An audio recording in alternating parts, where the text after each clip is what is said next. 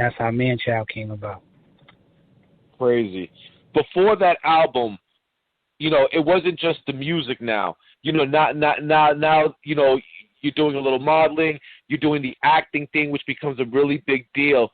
Talk about the progression in your career from being an artist initially, having success with the first album, seeing the transition with the second, but now having your priorities changing a little bit because the acting bug starts hitting. Well, see, the acting was honestly, like, I don't want to say a mistake, but it wasn't nothing that I set out to do. I had met Gary Gray, and he was filming the movie Fridays at the time. You know what I mean? He said, "Yo, I got a role for you. I want you to play in Fridays." It was the little Chris kid kicking over the garbage cans, and I'm like, man, I ain't kicking over garbage cans. Like, I got to come back to the projects. Niggas in my projects gonna be like, boy, you kicking over garbage cans, man. It just. And then it was like, to be in a movie, then it was like, oh, you could be a sellout with hip hop. You know what I'm saying? So I didn't really want to be involved in that. I was like, I'm a rapper. Nah, I'm cool. So then he was like, all right.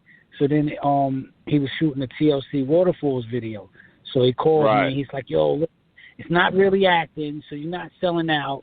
I just need you to be yourself in this role for TLC. And I was like, TLC? Everybody loved TLC. So I was like, hey. You know what I'm saying? And I did the video, and then, that was one of the biggest videos of all time. And after that, it was just like movie scripts just started coming,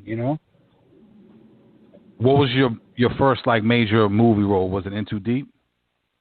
No, it was Original Gangsters with Fred Williamson, Pam Grier, Richard Roundtree. Jim Brown. Yeah, and Jim Brown, Yeah, that was my first moveve.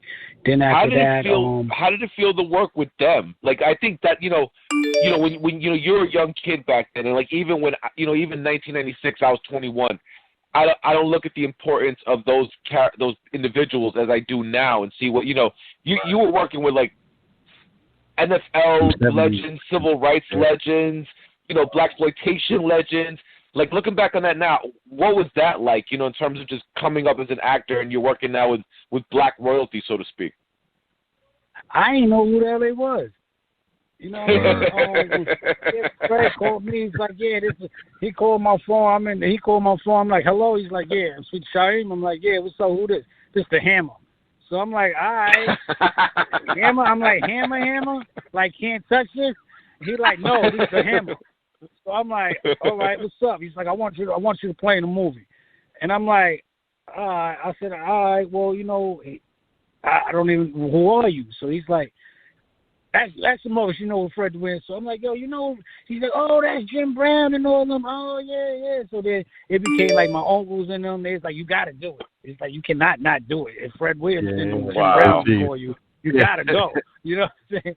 And plus, the money he was offering me was way different than rap. You know what I'm saying? It's like, to make that kind of money, I would have had to tour for a whole year back then. You know what I'm saying? Right. So it was like, word, I can get this for like 30 days, like 45 days. So it was a different monster at that point. And then once it came out, it just became a different level of notoriety as well, because people started to know me for acting that didn't even know me for music. Right. Yeah. Did you start like, okay, let me get, you got bit by the acting bug. Let me move over here real quick and leave that other side alone for a minute, or did you still want to like balance it and move forward doing hip hop and movies? Well, see, I always loved to do hip hop anyway. You know what I'm saying? The movie thing, it was just like one after the other, and then the next one came, and the next one came. And that's just how that happened. I didn't, like I said, I didn't set out to do that, but How was it?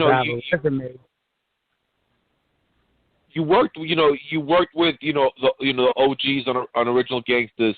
Then on In Too Deep, you got Omar Epps, you got LL Cool J. Building with him, did you get like any advice or jewels from him on the balance of acting and hip hop and trying to do both and be successful in both endeavors?